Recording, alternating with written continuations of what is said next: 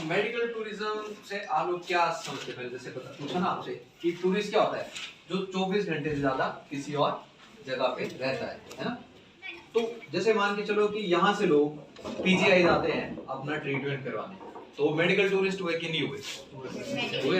हुए ना, क्योंकि वो वहां पे रह रहे हैं, वहां पे वो इलाज भी करवा रहे हैं, साथ में कहीं पे रुक भी रहे हैं, खाना भी खा रहे हैं, ट्रांसपोर्ट करके भी जा रहे हैं, आ भी रहे हैं, तो वो मेडिकल टूरिस्ट हुए ना। तो इसी तरह से मेडिकल टूरिज्म का जो कॉन्सेप्ट था वो क्यों शुरू हुआ? मेडिकल टूरिज्म का कॉन्सेप्ट जो था वो वेस्टर्न वर्ल्ड में इसलिए शुरू हुआ क्योंकि वहां पे क्या था कि जैसे कुछ चीजों की जो डेट्स थी ना, जैसे कि कोई जैसे नी कैप होता है इसको एक्सचेंज करवाता है, कोई हिप होता है इसको एक्सचेंज करवाता है, या ट्रांसप्लांट आता है लीवर, जैसे ये लीवर ट्रांसप्लांट होते हैं या हार्ट ट्रांसप्लांट होता है, जो भी होता है। तो इन चीजों के लिए क्या कि वेटिंग पीरियड बहुत ज्यादा होता था वहां पे। जो कंट्रीज थी ना, जैसे अमेरिका वगैरह कंट्रीज हैं, इन पे जो है वो 10 दिन की वेटिंग होती थी, 20 दिन की वेटिंग होती थी।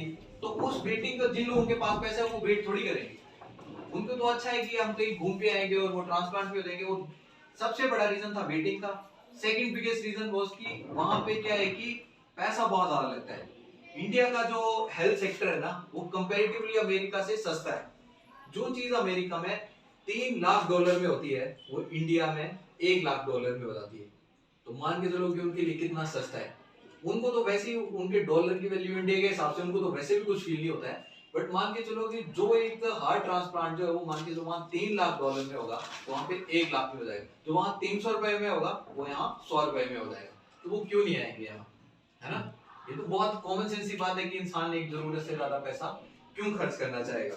तो उस करके जो है इसकी वजह से जो मेडिकल टूरिज्म जो वो डेवलप हुआ। फिर कई कंट्रीज जो थी धीरे धीरे अपनी जो थी उन चीजों को बढ़ाते चली गई। जैसे इंडिया में भी क्या हुआ कि over the period of time जब इंडिया की गवर्नमेंट को लगा कि नहीं यार मेडिकल टूरिज्म जो एक बहुत बड़ी नीश है, क्योंकि ये चीज ऐसी बेसिक नीड में आती है। अगर किसी इंसान ने लीजर के लिए घूमना हो ना, कि अपना माइंड रिफ्रेश करने के लिए घूमना हो, शायद वो अपना ट्रिप पोस्टपोन भी कर दे कि मैं आज नहीं अगले महीने चला जाऊंगा, अगले नहीं अगले महीने चला जाऊंगा। पर मेडिकल टूरिज्म एक ऐसी इंडस्ट्री है कि जहां पे अगर पता है कि यार मुझे अपना हार्ट ट्रांसप्लांट करवाना ही पड़ना है, तो उस इंसान को आना ही पड़ेगा। क्योंकि मेडिकल में तो कोई वो नहीं कर सकता ना, देरी नहीं कर सकता ना, ऐसे थोड़ी बोलेगा कि मैं अगले साल घूमने जाऊंगा तब करवा लूंगा, वैसे नहीं हो सकता, तब तो उसको करवाना ही पड़ेगा वो। तो इसलिए क्या है कि गवर्नमेंट ने इस इनिशिएटिव को समझा, उन्होंने कई ऐसे इनिशिएटिव भी लॉन्च किए कि जिसकी वजह से क्या है कि मेडिकल टूरिज्म को एक पुश मिला।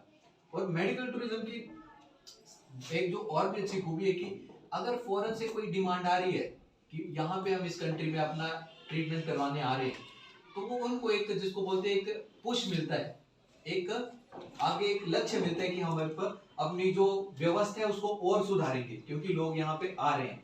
अब वो व्यवस्था सुधारेंगे तो उससे सिर्फ टूरिस्ट को ही फायदा नहीं होगा, उससे क्या होगा, लोकल कम्युनिटी को भी फायदा होगा। अगर पीजीआई में नए इक्विपमेंट आते हैं, कोई भी ऐसा चीज आता है जो बीमारी का इलाज और अच्छे से कर सकता है, तो वो सिर्फ टूरिस्ट को ही थोड़ी करेगा, वो तो अगर हिमाचल से कोई जाएगा उसका भी करेगा। तो टूरिस्ट मेडिकल टूरिज्म का जो है एक बहुत बड़ा बेनिफिट ये भी था। अब